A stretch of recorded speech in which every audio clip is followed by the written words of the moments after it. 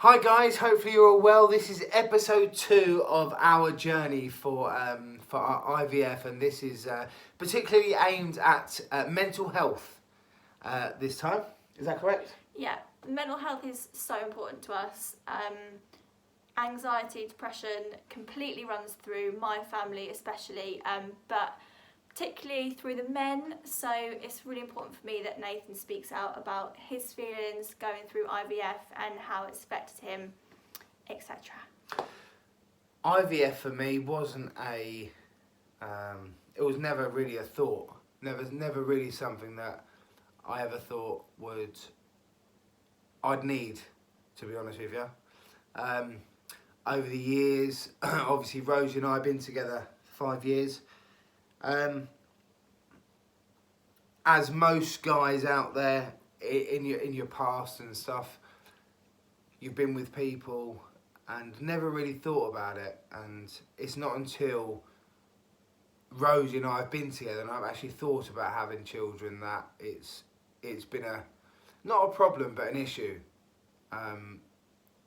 Yeah, I think this is what I kind of try and say to people when people ask me how I feel, is that you don't know, because it's really hard to explain, that until you actually think about wanting to have children, you never feel how we felt through this. And people can knock out children left, right and centre. Yeah. They can... Yeah. Shall I speak? Yeah.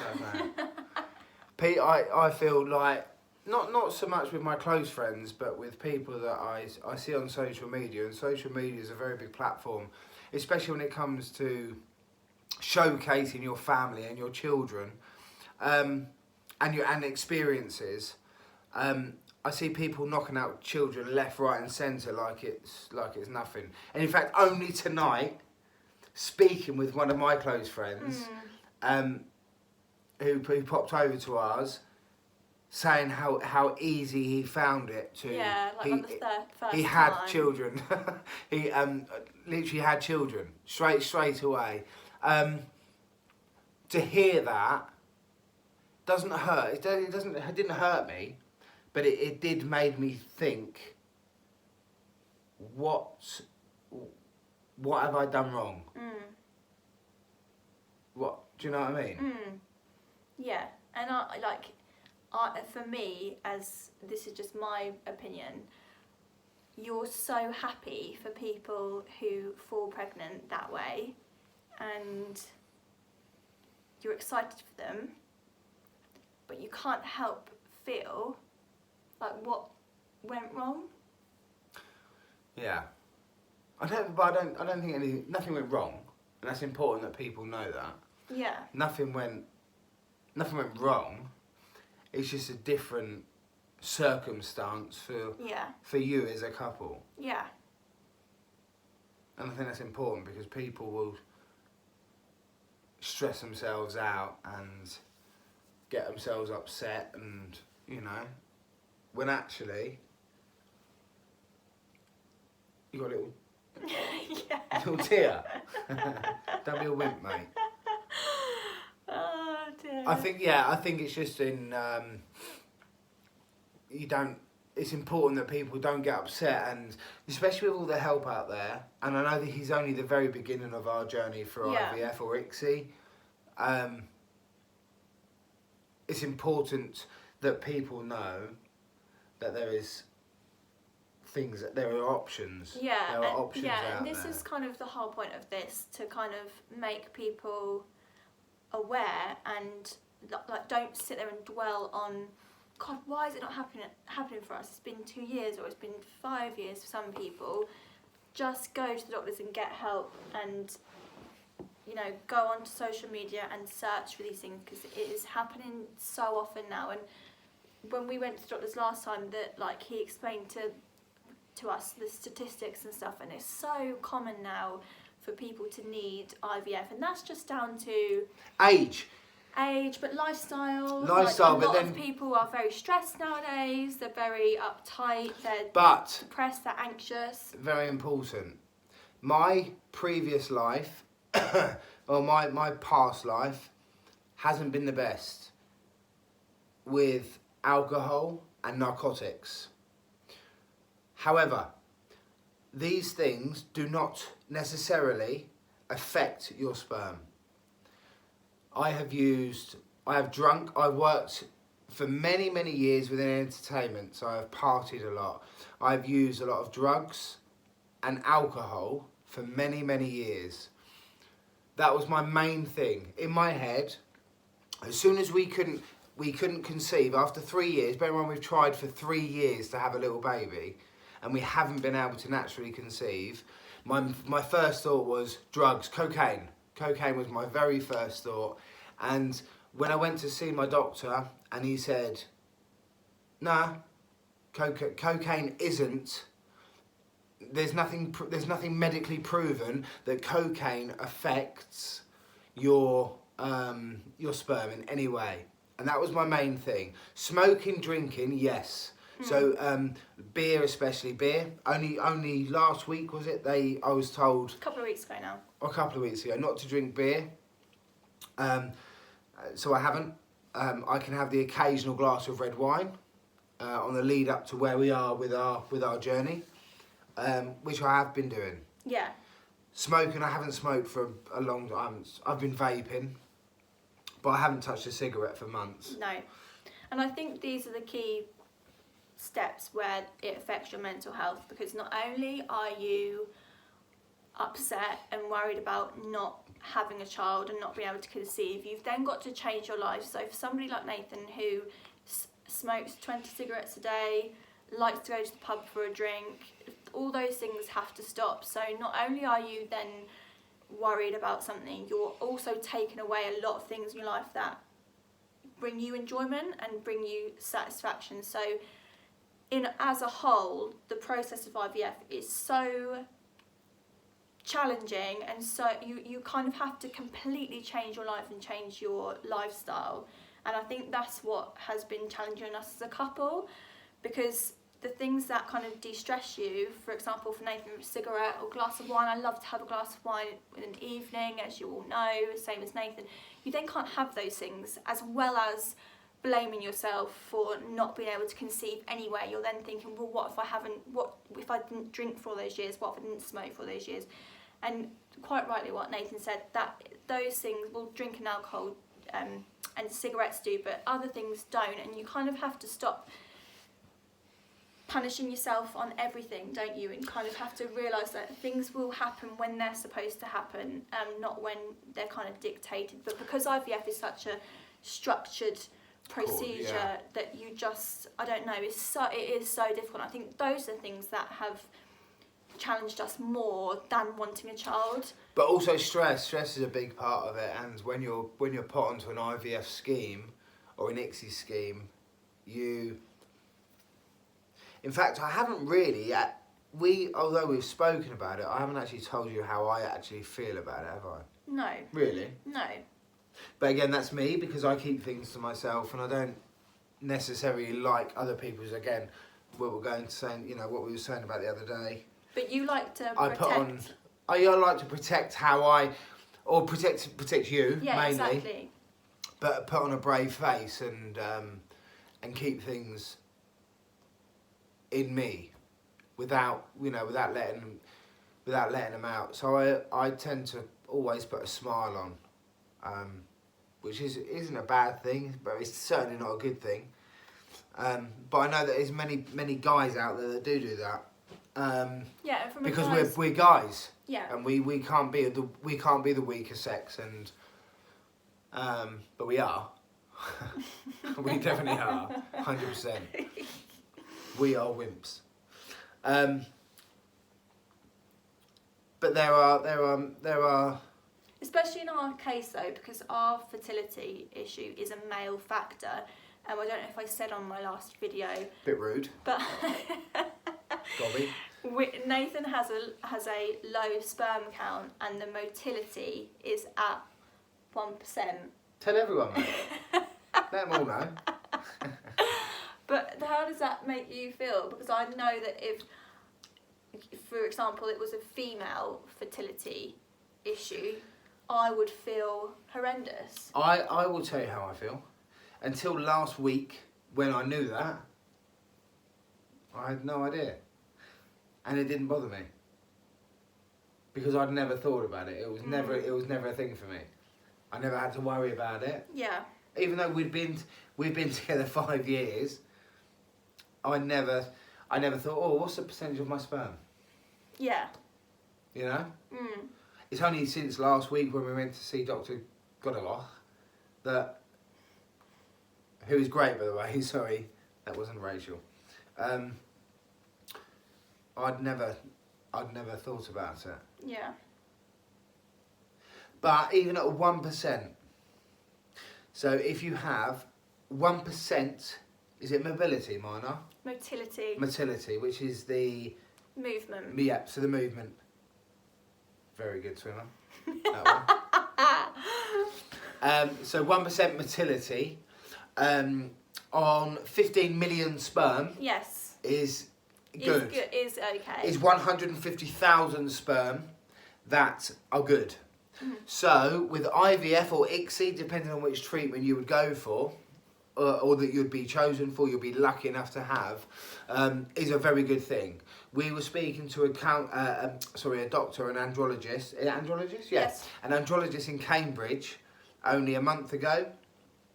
And he said that a lot of people that he sees have 15 to 20,000.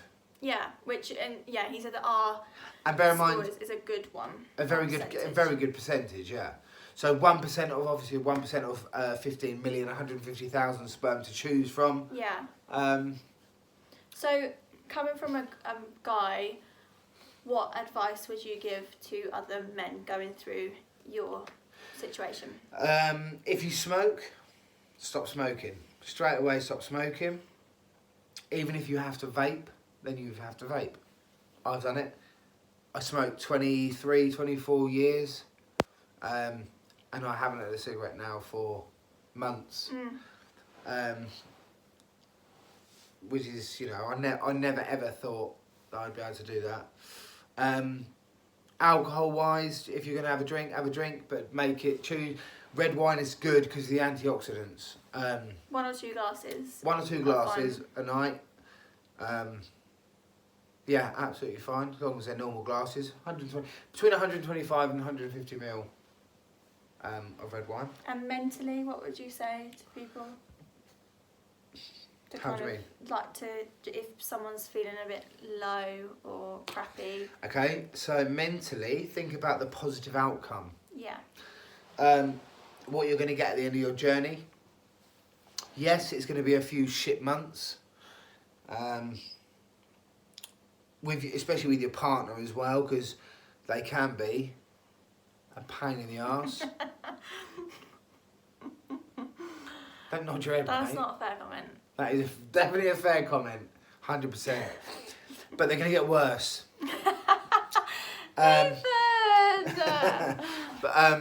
But just stick by them. Listen, lads, we ain't the easiest people to get on with. When you work hard, you know, you work hard to provide for your family, and sometimes it ain't enough. A lot of the times it is, but the nagging does me head in. Just got to get through it. Just keep You are right in keep on saying going you've through got to it. think of the end product. I mean, especially for us, we had a really honest conversation not long ago, and because we came out of our last appointment feeling quite deflated, actually, didn't we? Our last appointment, so just to give you a brief overview, we are now at the point where I have to tell the doctor my first day of my December cycle, so it's now the 27th of November, so my first cycle will start the first week of December, so I will then have to call Bourne Hall and let them know that I have just come on my period, and hopefully the last period for a very few months. And then that day 1 is day 1 of your treatment cycle. So you then get put on a contraceptive pill for 3 weeks, 3 or 4 weeks I think it is. And then you go on to your injections. That's dependent though, isn't it? Yeah, and then you have your egg collection, and then they fertilise the egg hopefully, and then put the egg back in. However, our last appointment was all about planning that journey. And one, I can't take the contraceptive pill because it gives me migraines. Therefore, I felt like, well, there's one missing factor of our treatment. And I felt really like, I don't know, I was like, are you sure? Like, I don't mind having a migraine like, to be able to take that, because I didn't want to miss out. I didn't want to not do something because I was like, I don't know, I just felt quite deflated. We also went through the risks, so a couple of those being like infections, ectopic pregnancies. What else did they say the risks? The hyper, but that means that your hormones are overworking. Overproducing, overworking. And then the big elephant in the room, what if it doesn't work? What if you go through all this and it doesn't work? Because that is a possibility. It might not work first time. And we had a joke with the doctor. The doctor said to me basically, would you like to know the percentage that you and your wife will get pregnant on the first time? So I said, yeah, and he said, I can tell you now, it'll be a very, very good chance. So I said, what's that, 45%? And he looked at me and he said, actually, yes. Yeah, yes, that would be 45%. Deadly serious. Now, 45% to me so low. Is that a little low? Have you done like a little? So low. So low, like I Usher. thought it was low. That's a very low. Well, to me, that would have been a very low. But he did reassure us, didn't he, and say that is a good percentage. Of course, yeah, of course. Yeah, so we're now at that kind of limbo stage where I'm waiting to come on my period to be able to start IVF. And yeah, from that, I've just come out of that last meeting feeling very scared of the egg collection, feeling like crap because I thought, oh God, I can't take the pill. This is like, I don't know, I just felt quite silly. And then just anxious. I've had a couple of days where I've woken up just feeling really anxious about nothing. And we've had arguments because I've just felt like shit for no reason. Felt sick all day and all night, wanted to cry, like just loads of different things. And it's all from that subconscious kind of anticipation of wanting to start, but thinking, shit, do I want to start? Because it doesn't sound very nice what we're about to go through. So it's all those things. But what I would say to everyone going through this, and there are a lot of people, I especially have had so many messages from girls that I know, some that I don't know, saying, oh, you're so brave for speaking out, thank you for speaking out, and just asking little questions like, where are you going for your treatment, were the people nice, like, do you have to stop smoking, loads of different questions that people just don't know who to talk to or who to go to for the answers that they want. So that is the whole point of our videos, just to create awareness, like I said last time, and to help people understand the process of IVF. And just, if you're having any feelings that you think are abnormal or that you think that you're the only person that feels that way, you're not. And if you know, like from Nay's point of view, for a guy, you probably, if it's a male factor, yeah, feel guilty, but yeah, it's tricky. It's a very tricky one, and it's something that you either get or you don't get.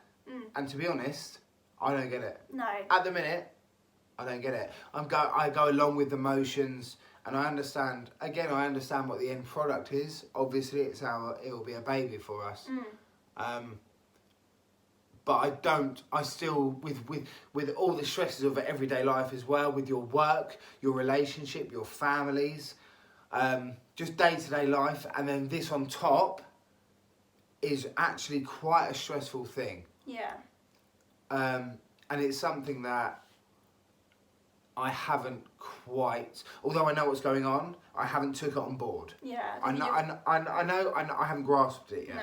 I know what the outcome is, but I haven't actually fully grasped the whole thing of it yet. And that's not a bad thing. No, and definitely no not. one else should feel like it is. No, and you've just got to take it day by day, embrace the good days and the bad. If you're having a bad day because of it, because it will be because of it, because subconsciously you'll be worrying, because I've done exactly that.